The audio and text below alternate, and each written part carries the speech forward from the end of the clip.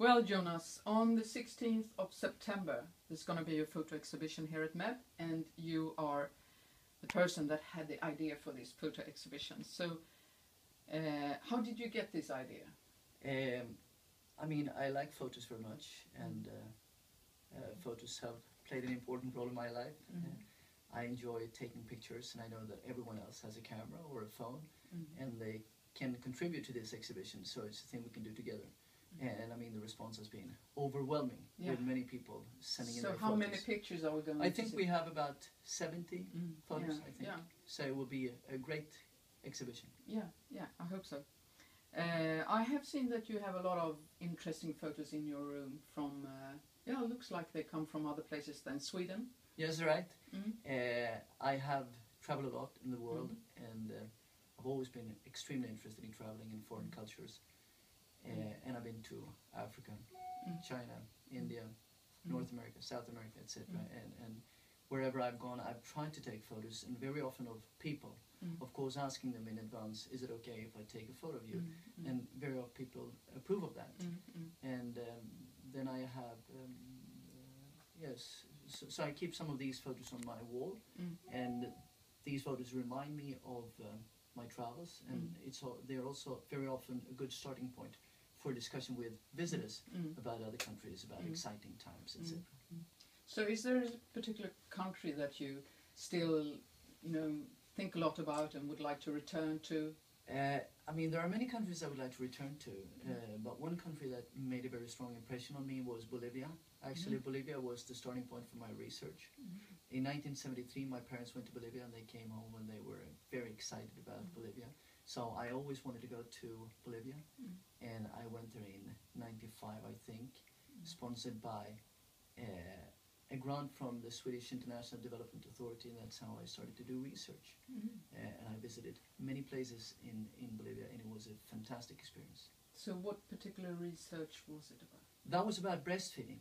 I interviewed 520 women about breastfeeding and various exposures, factors. Okay. So you have all these ideas.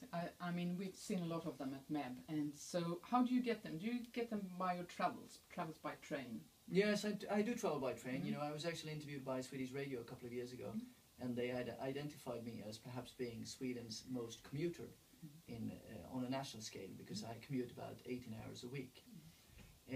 I don't get the ideas on the train, actually. I mostly work on the train. But I get a lot of ideas when I'm out walking. I love walking. That's when I get the ideas. So you usually walk from the central station to KI? Yes, I walk from central station to KI, but I also walk at home. I walk in the mountains, walk in the forest, walk in the fields, wherever. It's actually one of my passions, walking. So do you think there is a common thread in everything that you do, all the ideas you have? I come to think of Carl Bertil Jonsson sometimes. He had this justice pathos to help the poor and something. Do you have a red thread like that?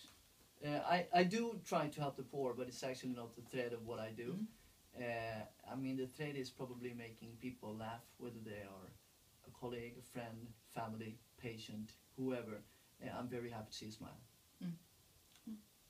So you are new here to MEB, but you are not a new person to KI. Do you find that MEB is a good platform for to be creative? Yes, I think it's a very creative platform. I mean, it's a place where people come with different backgrounds, really backgrounds, different trades, different countries, and it's a bit of a melting pot. I find it quite interesting when I try to describe MEB at home or in my hometown, when I say that it's an extremely international working place. I mean, I could think of few other places that are so international. So, what's your next project? I'm actually not going to tell you that. However, I can tell you now that there will be a next project, perhaps, or a next project.